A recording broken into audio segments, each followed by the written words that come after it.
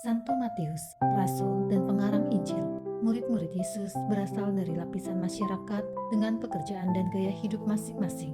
Rakyat jelata dan pegawai, miskin dan kaya, nelayan dan pemungut cukai. Hari ini, gereja merayakan pesta Santo Matius, rasul dan pengarang Injil. Ayahnya bernama Alpheus. Ia sendiri disebut juga Levi. Matius dikenal luas sebagai pemungut cukai di kota Kapernaum, daerah Galilea. Di kalangan masyarakat Yahudi, terutama para pemimpinnya, jabatan pemungut cukai dipandang sebagai jabatan kotor. Para pemungut cukai dipandang sebagai pendosa yang dapat disejajarkan dengan pembunuh, perampok, penjahat, dan pelacur karena mereka adalah sahabat dan kaki tangan Romawi, bangsa kafir yang menjelajah mereka.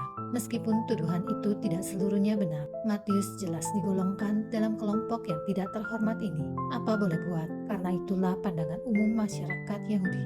Segera terlihat bahwa Matius masih berharga di mata Tuhan. Yesus memanggil dia dengan berkata, "Ikutilah aku."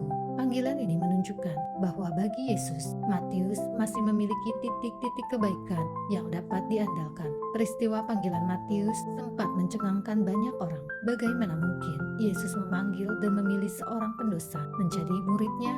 Ketika Matius mengadakan perjamuan besar di rumahnya bagi Yesus dan murid-muridnya, banyak juga pemungut cukai hadir. Kaum Farisi dan orang-orang lain yang tidak menyukai Yesus semakin membenci Yesus. "Mengapa gurumu makan bersama dengan para pendosa?" Pada saat itulah Yesus berkata, "Bukan orang sehat yang memerlukan dokter, melainkan orang sakit. Aku datang bukan untuk memanggil orang saleh, melainkan orang berdosa." Terhadap panggilan Yesus, "Ikutilah aku," Matius segera bangun dan mengikuti Yesus.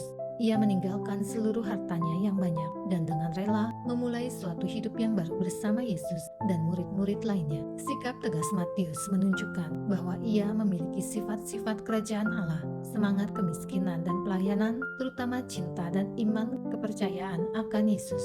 Matius adalah seorang terpelajar. Ia dapat berbicara dan menulis dalam bahasa Yunani dan Aramik, suatu dialek bahasa Ibrani. Riwayat hidupnya tidak banyak diketahui, baik sebelum maupun sesudah dipanggil Yesus. Menurut tradisi lisan purba, setelah Yesus naik ke surga, Matius mewartakan Injil dan berkarya di tengah kaum sebangsanya, orang-orang Kristen keturunan Yahudi di Palestina atau Syria selama kira-kira 15 tahun.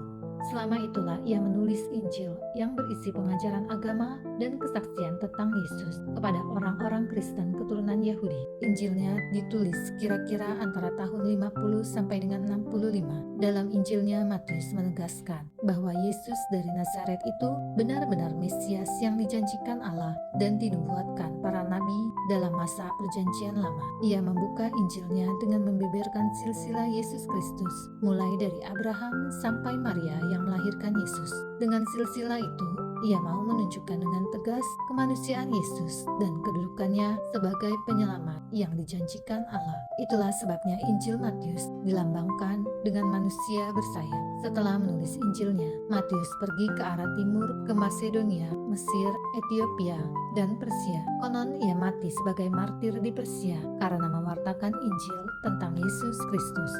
Santo Matius, doakanlah kami.